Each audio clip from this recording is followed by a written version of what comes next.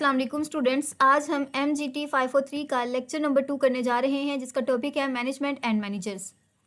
Lesson start करने से पहले आपसे एक छोटी सी रिक्वेस्ट है कि आप मेरे चैनल SDG इनसाइट्स को सब्सक्राइब करें और अपने मैक्सिमम फेलोज़ के साथ शेयर करें।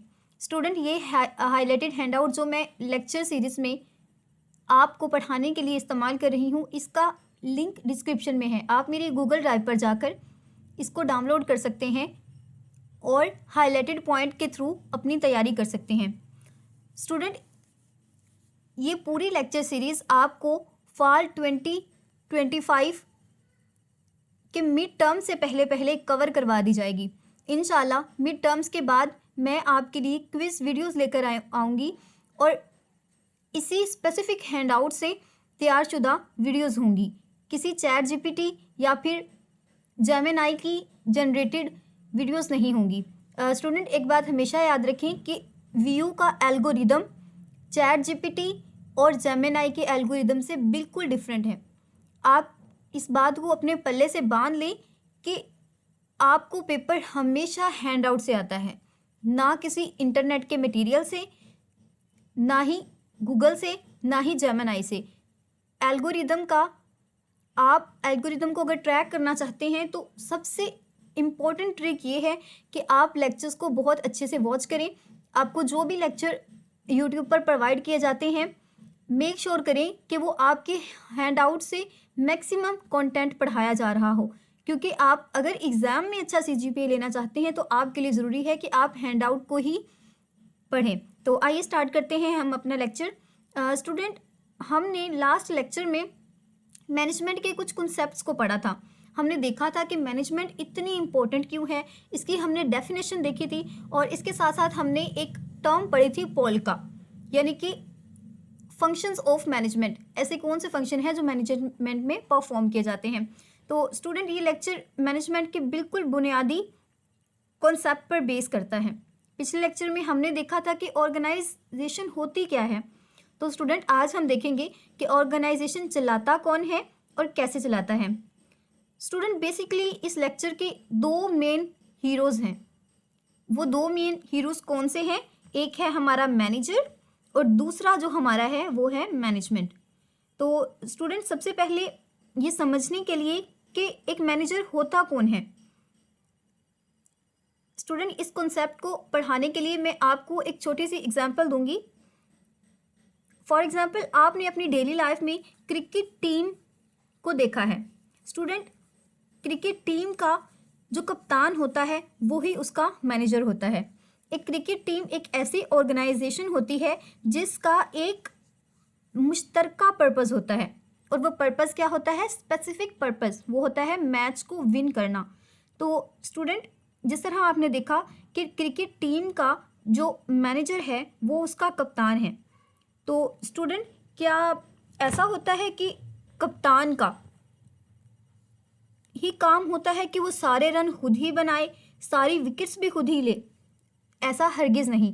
कप्तान का जो बेसिक काम होता है वो होता है दूसरे क्रिकेटर्स के साथ मिलकर काम को अच्छी तरह से कोऑर्डिनेट करना और कुछ ऐसे प्लान्स तैयार करना जिससे मैच विन किया जा सके। तो स्टूडेंट, यही सारी जो मैंने आपको ऊपर थ्योरी पढ़ाई है, जो आपको कॉन्सेप्ट दिया है, वही हम सेम कॉन्सेप्ट इम्प्लीमेंट करते हैं मैनेजमेंट में मैनेजर के रोल के साथ। स्टूडेंट, मैनेजर वो शख्स है जो मैनेजमेंट के मकसद को हासिल करने के लिए दूसरे लोगों के साथ मिलकर कोऑर्डिनेट करता है। तो स्टूडेंट, ये डेफिनेशन आपको दी गई है कि एक मैनेजर वो पर्सन होता है जो दूसरे लोगों के साथ मिलकर ऑर्गेनाइजेशन के गोल को अचीव करता है। स्टूडेंट्स, पहले ये ख्याल किया जाता था कि मैनेजर कोई एक बॉस होगा जो सिर्फ हुक्म देगा और उसके हुक्म की तामील करनी होगी। लेकिन स्टूडेंट, इसका एक न्यू स्टाइल मैनेजर का एक कॉन्सेप्ट इंट्रोड्यूस करवाया गया, जिसमें मैनेजर को एक बॉस नहीं बल्कि एक कोच या टीम लीडर की तरह ट्रीट किया गया। स्टूडेंट, आज के दौर में जो मैनेजर की डेफिनेशन है, जो उसकी एक्टिविटीज़ हैं, उसमें हुक्म देना नहीं बल्कि दूसरों को अपने फैसले में पार्टिसिपेट करवाना होता है और दूसरों की राय लेना और मालूमात शेयर करना होता है। स्टूडेंट, ये लेक्चर का सबसे इम्पोर्टेंट हिस्सा है। स्टूडेंट, ये एमसीक्यूज आपको बहुत बार पूछा जाता है कि क्या ऑर्गेनाइजेशन एक ही तरह की होती है? तो नहीं, ऑर्गेनाइजेशन 2 टाइप्स की होती हैं। वो 2 टाइप्स कौन सी होती हैं? नेशनल, मैनेजर का बेसिक काम अपनी ऑर्गेनाइजेशन के फ़ायदे के लिए तमाम लोगों के साथ मिलकर ऐसी एक्टिविटीज़ करना जिससे मकसद को हासिल किया जा सके। स्टूडेंट्स, यहाँ पर एक एमसीक्यूज बहुत इम्पोर्टेंट है कि क्या मैनेजर का काम हमेशा दूसरों को हुक्म देना ही होता है? क्या मैनेजर एज अ बॉस ही एक्ट करता है? तो स्टूडेंट, ऐसा बिल्कुल नहीं है। तो यहाँ से आप पढ़ सकते हैं कि मैनेजर में have other roles and work duties not related to integrate the work to other. तो स्टूडेंट, यहाँ पर लिखा हुआ है कि मैनेजर्स की इसके अलावा भी ड्यूटीज़ हो सकती हैं। जैसे कि स्टूडेंट, आप देखते हैं कि आपके स्कूल या कॉलेजेस में जब भी कोई फंक्शन होता है, जैसे इंडिपेंडेंट डे का फंक्शन, तो स्टूडेंट, क्या उसके लिए स्पेशल टीचर आती हैं जो वो सारा फंक्शन अरेंज करवाती हैं? नहीं, बेसिकली आपकी उर्दू की टीचर को इस सारे फंक्शन की अरेंजमेंट का टास्क दे दिया जाता है। तो स्टूडेंट, वो टीचर सारे फंक्शन के अरेंजमेंट के साथ साथ आपको पढ़ा भी रही होती है। तो यही आप एग्जाम्पल से याद रख सकते हैं कि मैनेजर का काम सिर्फ लोगों को इंटीग्रेट करना नहीं होता, बल्कि इसके अलावा भी वो बहुत सी ड्यूटीज़ परफॉर्म कर रहा होता है। तो स्टूडेंट, जो मैनेजर का बेसिक काम है वो अपने वर्क में एफिशिएंसी लेकर आना है और अपने काम को इफ़ेक्टिवली करना है। स्टूडेंट, ये एमसीक्यूज भी बहुत इंपॉर्टेंट है कि ऑर्गेनाइजेशन कितनी तरह की होती हैं, या फिर इस तरह से भी पूछा जा सकता है कि how many types of organization. तो स्टूडेंट, ऑर्गेनाइजेशन 3 तरह की होती हैं, नेशनल, मल्टीनेशनल और इंटरप्रेन्योरल ऑर्गेनाइजेशन। तो स्टूडेंट, इसको हम फर्दर नेक्स्ट अपकमिंग लेक्चर्स में पढ़ेंगे।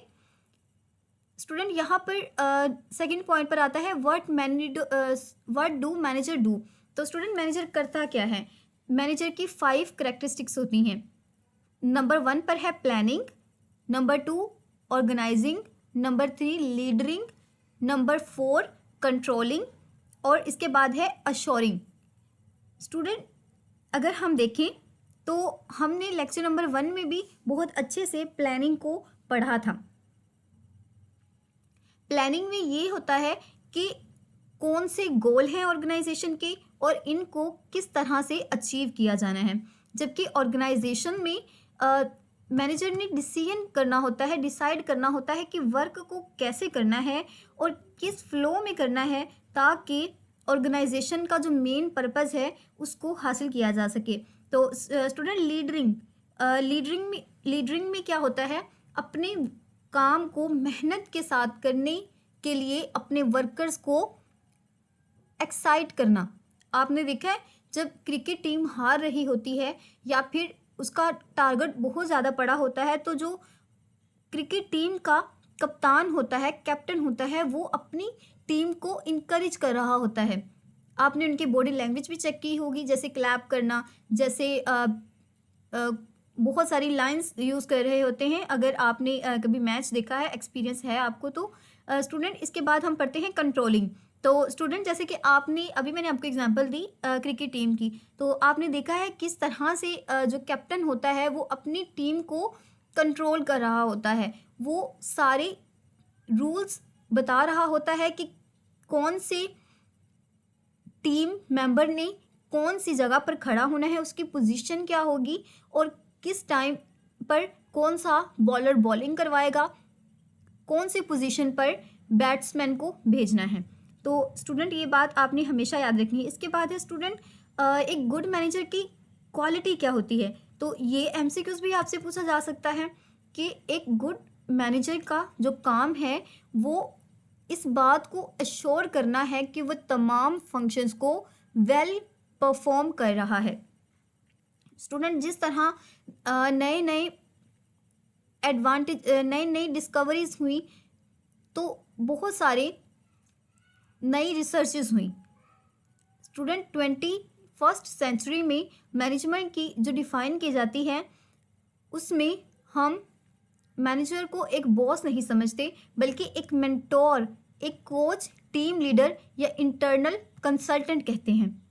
स्टूडेंट जिसका काम सिर्फ लोगों पर हुक्म चलाना नहीं होता, ऑर्डर देना नहीं होता, बल्कि अपने साथ काम करने वाले वर्कर्स को एक्साइट करना होता है, उनके साथ इंफॉर्मेशन शेयर करना होता है, उनके प्रॉब्लम्स को एनालाइज करना होता है।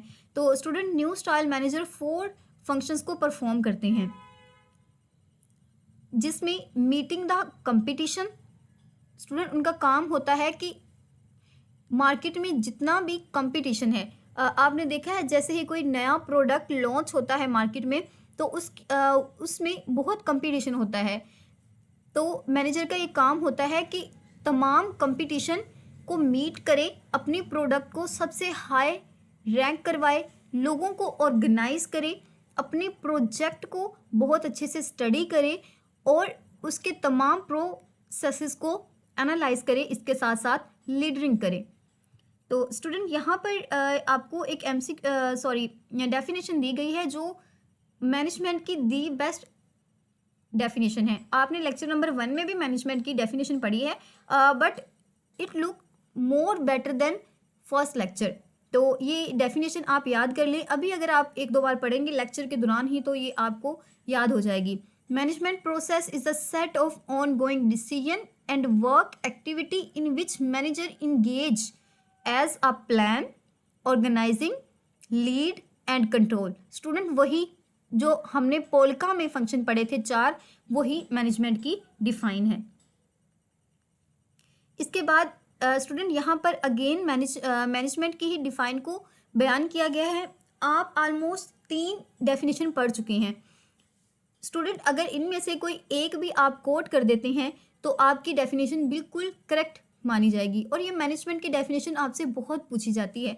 यहाँ पर जो एग्जाम्पल दी गई है, डेफिनेशन दी गई है, तो उसमें यही बताया गया है कि मैनेजमेंट एक ऐसा प्रोसेस है कि किसी भी स्पेसिफिक काम को एफिशिएंटली प्लस इफ़ेक्टिवली किया जाए। स्टूडेंट आगे हम पढ़ते हैं कि ये जो 2 टर्म यूज़ हुई हैं, इफ़ेक्टिवली और एफिशिएंटली, तो स्टूडेंट इनके भी हम वर्ड्स को, इनके मीनिंग्स को आगे एक्सप्लेन करते हैं। इसके बाद स्टूडेंट ये है कि मैनेजर अपनी एक्टिविटीज़ को कैसे इंगेज रखता है या फिर अपनी जो प्राइमरी एक्टिविटीज़ होती हैं उन पर कैसे नज़र रखता है। तो स्टूडेंट हमने जो लेक्चर नंबर 1 में पढ़ा था पोल का, तो यही वो उसकी मेन एक्टिविटीज़ हैं और इसी को परफॉर्म करना उसका मकसद होता है। स्टूडेंट ये जो टर्म यूज़ हुई है इफ़ेक्टिवली और एफिशिएंटली, इसको मैं आपको एक छोटे से एग्जांपल से समझाना चाहूँगी। फॉर एग्जांपल आपके स्ट्रीट में कोई टेलर है जिसे 10 ड्रेसेस का ऑर्डर दिया गया है।